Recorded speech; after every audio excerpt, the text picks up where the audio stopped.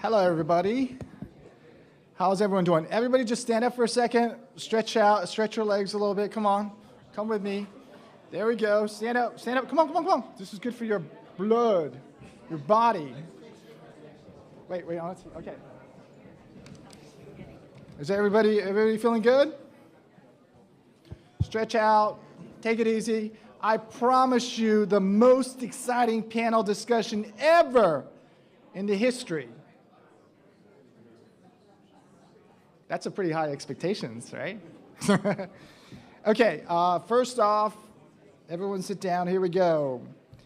I would like to thank the Bitcoin Policy Summit, especially Grant. Grant was actually a student at Johns Hopkins Carey Business School, one of my students. To see him pull off this amazing event like this with his friend, co-founder David Zell is just amazing. This makes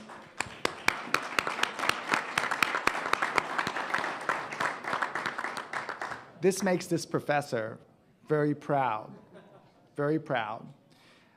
So my name is Jim Liew. I'm an associate professor at Johns Hopkins Carey Business School. I also run a blockchains and AI company named after my two daughters, Sophie and Catherine. It's called SoCat.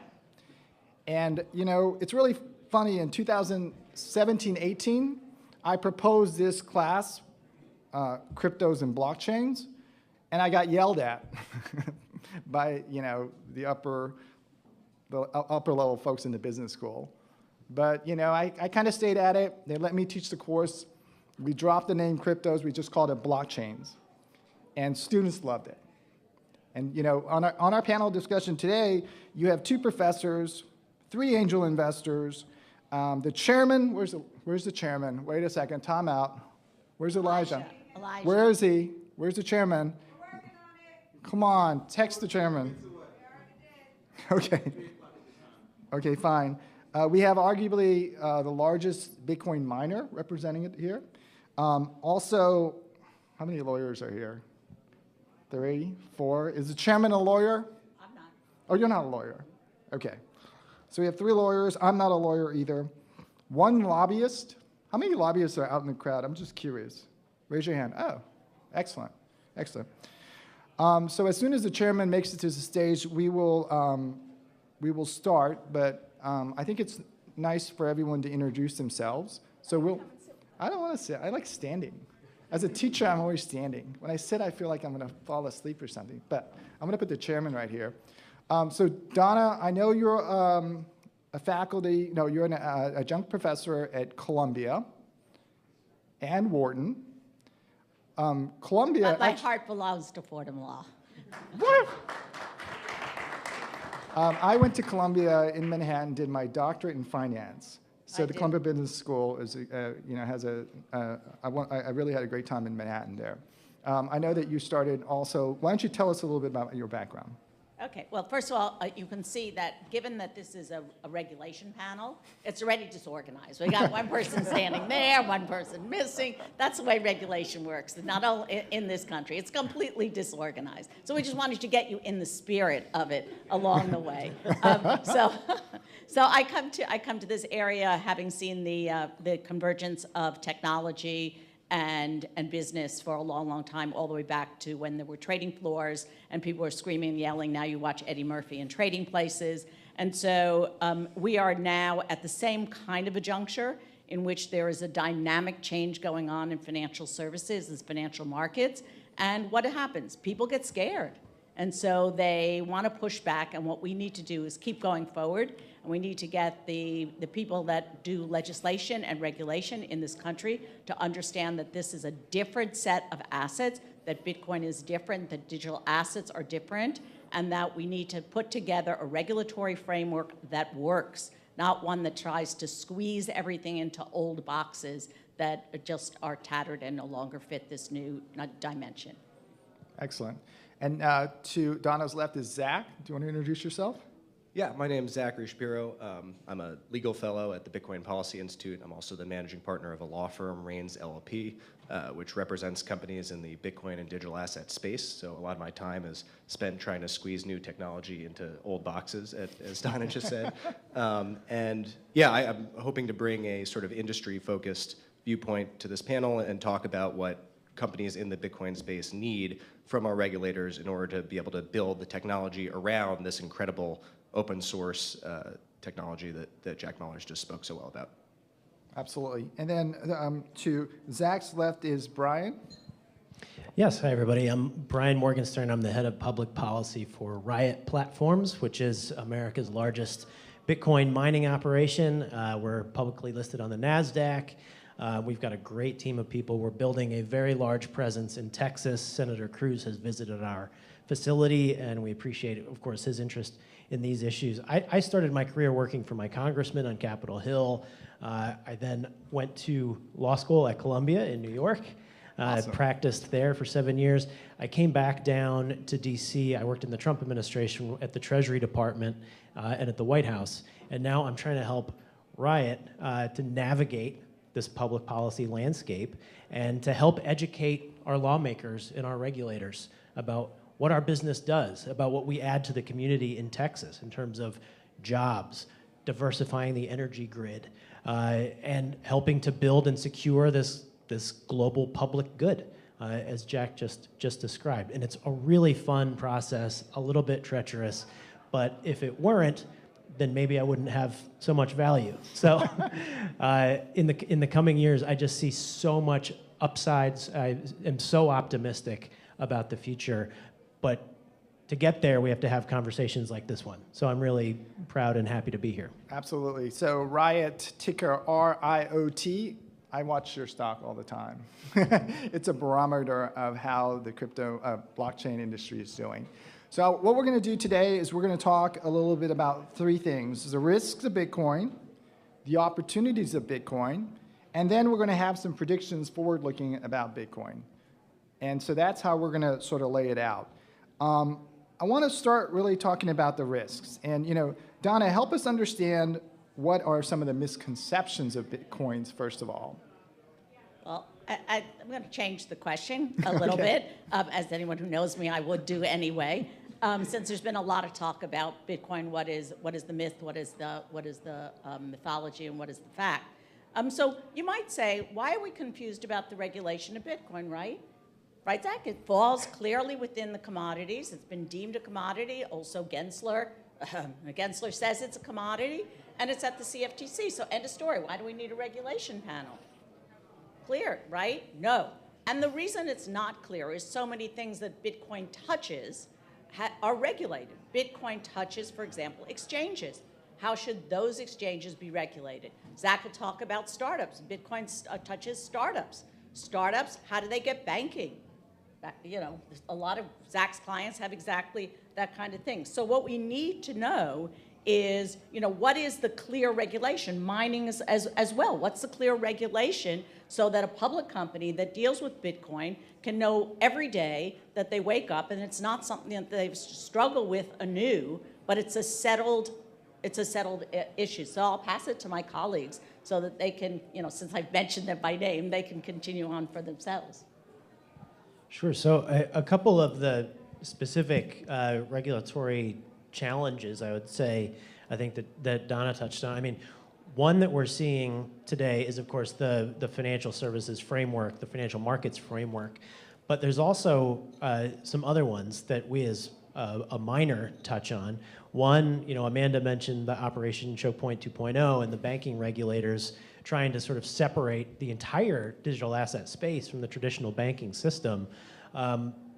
It's unfortunately been the wrong way to look at it, and we're trying to educate folks in DC and get that paradigm shifted because, for example, our company has hundreds of millions of dollars of US dollar cash deposits, and we use banks to pay our employees and our vendors and our insurance companies and everything else that any technology business would have. And so having to kind of navigate what's happened with some of the bank failures recently and the way the regulators are looking at the banking system vis-a-vis Bitcoin, that's one regulatory challenge. Another is in the energy and environment space because you've made it when we got a front page hit piece in the New York Times claiming that we are boiling the oceans and ruining the environment. They're looking at end users of electricity and then blaming all emissions affiliated with that use of electricity that really has to do with the generation of electricity, blaming that on us. It's the wrong way to look at it. As the senator said in the previous discussion, we're actually helping to diversify the grid in Texas, and we are a customer of wind and solar produced electricity. So again, trying to change the paradigm, there is the prospect of some very bad regulation in that area. So the financial market space is obviously very important, but there are these other areas like banking and energy use that are also really important regulatory topics for us. And I would say outside of the mining sector, on the technology side, especially for Bitcoin-focused startups, by far and away the biggest regulatory hurdle is the question of who is a money services business under the FinCEN framework, and then who is a money transmitter and who needs money transmitter licensing. And ancillary to that question is the issue of how we do money transmitter licensing in the United States as a whole. If you're a Bitcoin startup and you fall under this framework, oftentimes you'd be very happy to go to FinCEN, you'd be happy to give whatever information is possible, and you'd be happy to be as compliant as possible. But going state by state through all 50 states and getting licenses will cost you millions of dollars in legal fees alone, will take years in a really fast-moving pace where competitors, especially elsewhere in the crypto space, that got advice from a large law firm to set up a Panama foundation and live in the Bahamas and skirt our rules, they're just going to outflank you. And so if we're going to build real solid technology that's not about dumping tokens on unsuspecting retail customers, but is really about using this financial infrastructure of Bitcoin to move payment and monetary technology forward, we're going to need more workable regulations that you can use to build on top of Bitcoin. Absolutely. So, let's talk a little bit about regulations now. And I just want to send out a parallel here. How many people trade stocks? Options? Bonds? How about Bitcoins? Don't you buy and hold them? Now, wouldn't you think that if you're going to regulate stocks, you should have traded some stocks? Or if you regulate bonds or options, you should have interacted and traded some options and bonds? Now, how can we regulate Bitcoins if we're not interacting with it or not understanding it, right? So, I challenge the SEC and the chairman, shouldn't at least somebody there really understand the regulations there? And, one of the questions I have for you guys is, what is the risks of this lack of education, this lack of ability to interact with some of these, Bitcoin in particular? I know Gary Gensler used to teach at MIT, so we watched his classes. I asked my students to watch, so he obviously knows quite a bit about it. But shouldn't maybe he hold a little bit, or maybe some people in the SEC hold some of this so they can monitor it? Maybe they can watch the Riot stocks. They can sort of educate themselves more so. So one of the questions I have is, what are the risks on the regulatory side? Is it education? What is it? What's going on here? Why is there such a disconnect here? Yes, go ahead. I'll kind of leave Gensler out of the picture of the risks on Bitcoin per se, regulatory side. But as we mentioned, or started to mention, there are a lot of regulatory risks. So one big risk to Bitcoin, which is within the context of agencies, is OFAC. Do you have to KYC, AML, individual wallets? Does it have to be, if you're self-custodying, is there going to be a difference? Are countries or governments going to mandate differences between KYC Bitcoin and non-KYC Bitcoin? This goes to what Senator Cruz was talking about in terms of privacy. This is a very serious issue in terms of yourself and how you're going to hold your money and what kind of privacy you're going to require from your government vis-a-vis, Bitcoin as we're talking about, but just generally because it's applicable thereafter. So we also have some products that do, unfortunately, touch within the SEC, and I'm sure Brian can talk more succinctly about this. But for example, we've long been denied a Bitcoin ETF. Why? Because the SEC refuses to allow a Bitcoin spot ETF and is holding over the industry, regulating the exchanges in return, for this Bitcoin ETF. Who has lost? The people that have lost are the millions of retail, well, maybe not millions, but zillions of, I'll use zillions as a kind of a superlative, of retail customers that hold this Bitcoin ETF, not ETF, but grayscale trust that should be an ETF so that it can go much, much closer to the price of Bitcoin and not trade at a 40% discount. So I think that these are just a couple of the issues of trading, exchanges, custodial wallets, privacy, OFAC, and these are just on, and we constantly are bumping up against somebody new that gets appointed and then is going to change the rules and banking rules and otherwise along the way. So I'll leave it to you guys. Yeah, absolutely. So just very briefly touching on the OFAC question as an example, I think there is a right way to regulate and a wrong way to regulate. And I think the main challenge here is education, is having the people who write the rules having some basic understanding of the technology. And just using OFAC as an example, there are two ways that you could enforce OFAC sanctions on the Bitcoin network. There is a sensible way, which is to look at certain wallets, right? Certain areas where people are holding Bitcoin that can be correlated through Chainalysis, through work from private companies like Chainalysis or Palantir or government agencies, and you can say, okay, this wallet belongs to the Iranian National Guard, this wallet belongs to ISIS, this wallet's from North Korea, and then you blacklist the act of doing business with those wallets, right? Interacting with an OFAC sanctioned entity, OFAC sanctioned country, OFAC sanctioned individual. That makes a whole lot of sense. Once we start talking about any coin that has touched those wallets is tainted, right, and you start to lose fungibility on the Bitcoin network of the tokens themselves, now we're starting to get to, I think, a nonsensical framework that would be like banning physical dollar bills that had ever been touched by drug dealers, right? And there's some crazy statistic about 90-something% of US dollars have residues of cocaine on them. I think that's especially true here in the District of Columbia. And we don't treat you as a criminal if you hold one of these dollar bills. And so having people who are really clueless about how the Bitcoin network works, writing the regulations, I think you end up with regulations that don't solve our problems, don't make us any safer, and don't get us any closer to our enforcement goals, but really do screw up the promise of this new technology. So to some regulators and lawmakers who are sort of unfamiliar with Bitcoin and still subscribe to the view that it's just criminal money, if you're afraid of what people can do with Bitcoin, just wait till you see what they do with cash. And that is something that they don't yet understand. And when you look at, there's some UN data that suggests that 2 to 5% of global GDP is used for illicit purposes. Meanwhile, Chainalysis estimates that it's less than 0.25%.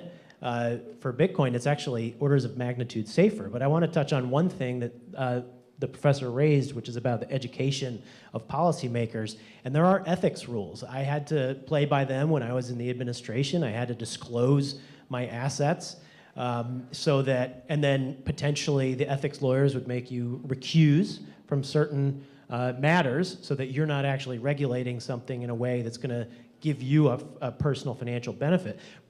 So the way that's playing out now is I think that the people who are probably the most educated on our issues may be recused from working on them. There has to be a better way. Disclosure is okay. You can then be scrutinized. You can have blind trust. You can divest from assets. You can, when Michael Bloomberg was mayor of New York, he had his entire, multi-billion-dollar fortune that was controlled by someone else during his time in public office. There's various ways of doing it. Secretary Mnuchin, when he was secretary and I worked for him, divested from certain assets so that he wasn't working on issues that would benefit him personally. But we need to have the people who are educated on these issues working on these issues so that we don't get policy made out of fear and ignorance. And so that's another one of our challenges that we have to make progress on this year and in the years to come.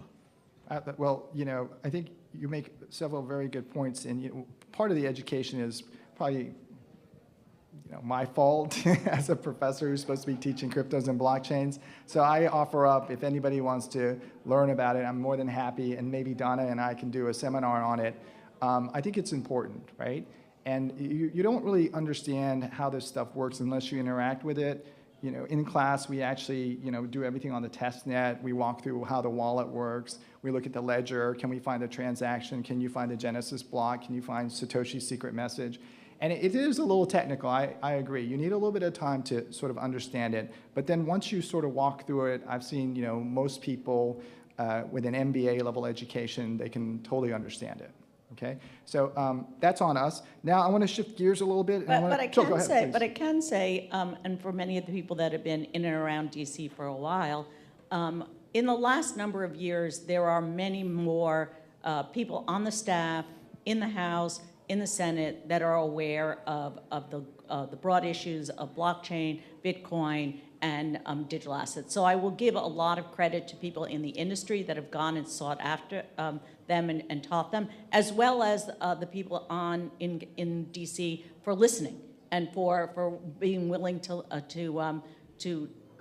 adapt themselves to something new. Some of it did happen during the infrastructure bill. Then you maybe remember that there were all of a sudden headlines on the Washington Post and other places saying that the Bitcoin lobby, the crypto lobby, and a lot about Bitcoin, that they really made an impression on Capitol Hill. And that's when we first talked to Senator Cruz, and he really did learn about Bitcoin then. He understood the differences, and he was very, very enthusiastic and did offer up an amendment for what still remains a bad thing in that legislation that hopefully will get cured when Senator Loomis's bill, who'll be here later, goes through. Do you guys have any thoughts on the opportunities of Bitcoin?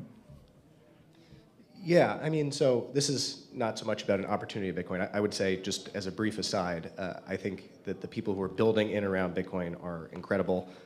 They face a hurdle that most other people in the digital asset space do not face, which is that they can't print their own currency. And they're competing against companies that are printing tokens with all sorts of promises. And they're bootstrapping businesses. They're raising money from people who have long-term visions. And I really think we should support those companies that are making Bitcoin usable for people all around the world. But then I would say for Bitcoin as a network, one of the promises that it has is that it doesn't face the regulatory hurdles that a lot of these other digital assets have. And so if I were sitting down with a new client, for example, that is not a Bitcoin company, and they want to launch a token, you have to go through the securities law framework based on a 1946 Supreme Court case called SEC versus W.J. Howie. And you apply this 4-part test to figure out, is the asset in question being sold in what's called an investment contract, which is a type of security. And if you were to go to someone working on Bitcoin and you were to apply that to Bitcoin, it just doesn't fit, right? It has these 4 parts. Are people investing money in Bitcoin? Yes. Is Bitcoin a common enterprise? Well, maybe. There's a market price, and so if we all invest in Bitcoin, we celebrate when it hits all-time highs, and we get upset when Sam Bankman-Fried brings it to new lows. Do people invest in the expectation of profits? Yes. But the final crucial prong of the Howey test, which asks, is your expectation of profits in the thing based on the essential managerial efforts of some particular group of people, is really what sets Bitcoin apart from everything else in the space. And the reason it's a commodity and most other things are not, and the reason why it is truly different and the incentives around it are different, are really on this particular point, that there is no one entity behind Bitcoin. There's no one key player that's important. Like, it's great that we have amazing companies like Riot in the United States providing security for the Bitcoin network. It's amazing that we have all these startups coming out of the United States that are getting funding and building, insurance and banking and all sorts of incredible things around Bitcoin.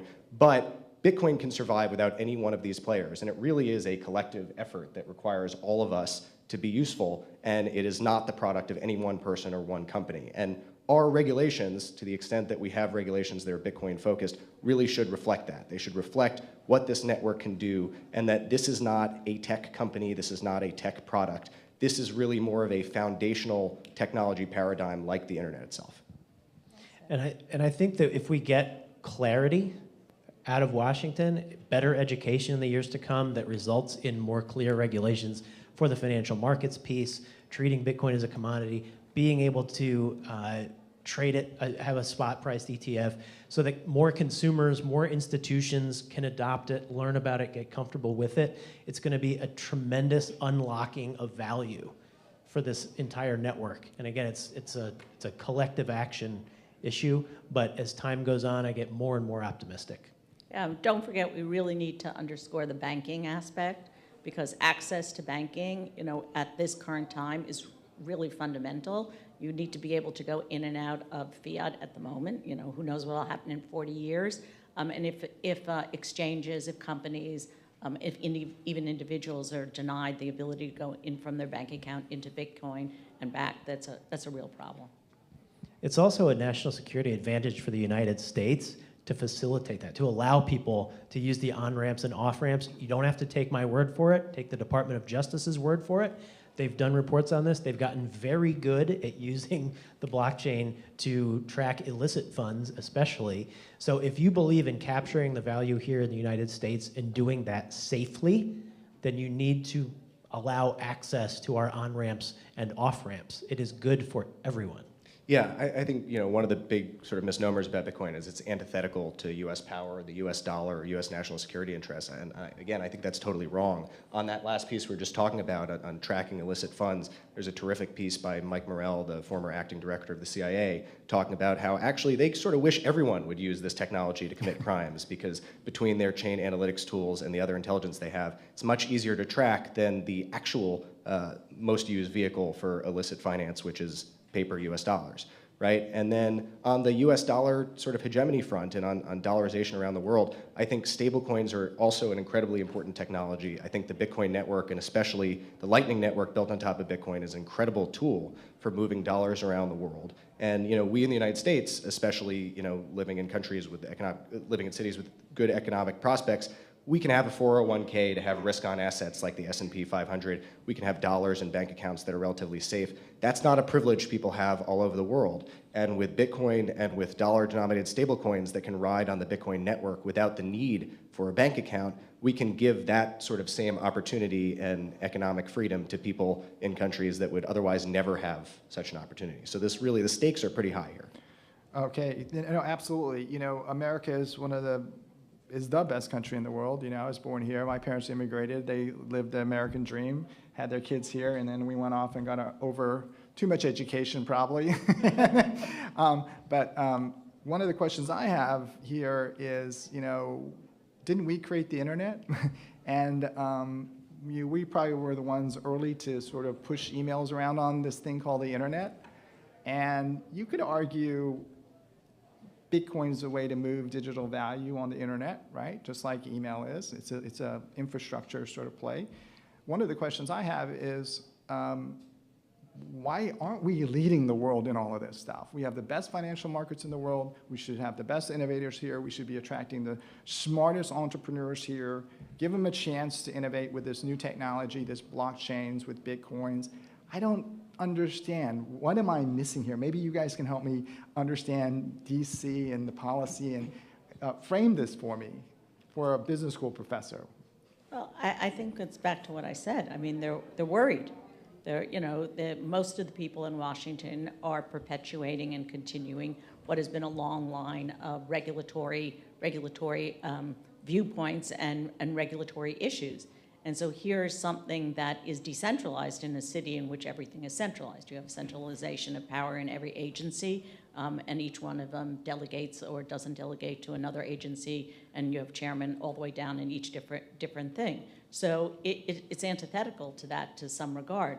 And so there's a worry. And so the easiest thing, as was when the traders on the trading floor were going to be, kind of dislocated from where their little X that they were trading and making their money, is to push back on it. And so we've pushed back with a confusing set of regulations, with mixed messages from every different agency and as well as department on a continual basis, irrespective of what party is in power. We saw under Trump, we saw Mnuchin and his unhosted wallets come at Christmas Day, like 2 days before Christmas, and with a due date, 2 or 3 weeks later, which was completely against all kinds of administrative procedures, acts, et cetera.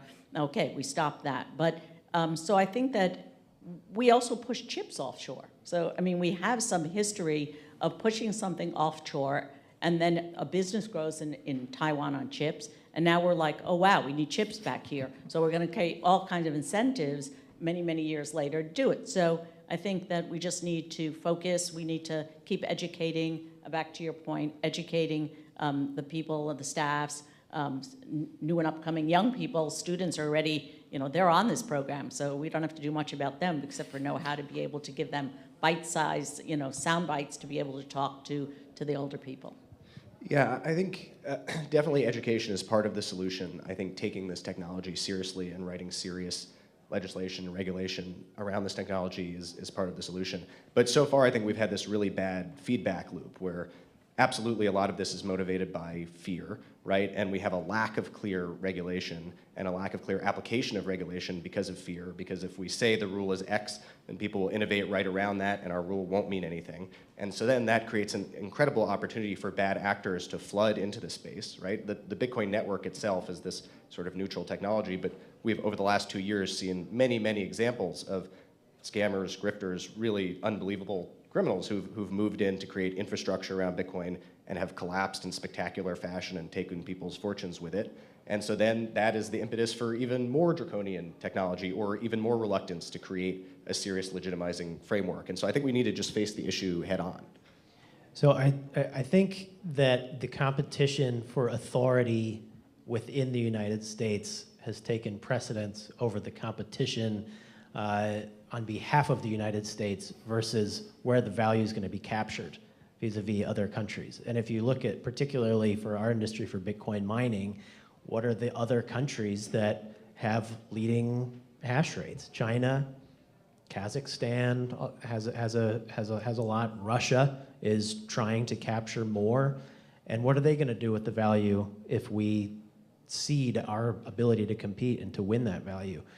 Things that we don't like. So I think trying to focus our policymakers on the international competition and defending America rather than fighting amongst each other for little bits of regulatory authority would be another great paradigm shift, and I'm hopeful that we can achieve that. And just bringing back to something that you raised, Brian, states play a big role in this. We don't have a really good federal regime, so you have states stepping in, which is a natural thing for them to do, but they have conflicting different attitudes. So Texas may be friendly today, New York may be unfriendly to mining, Wyoming may be friendly, but we don't know where that will be in 6 months or 6 years, and it's hard for you to run a business in that way. Same thing with the way in which the regulators in New York State, they do a pretty good job, but they're the ones that are looking at the exchanges and not the federal government in the way that we would want, at least to have the option. And I think the Loomis-Gillibrand bill does that, gives you the option between a state or a federal regulator and streamlines the costs that you were talking about, Zach. Okay, with that, I'd like to thank Brian, Zach, and Donna for a wonderful panel discussion. Thank you very much.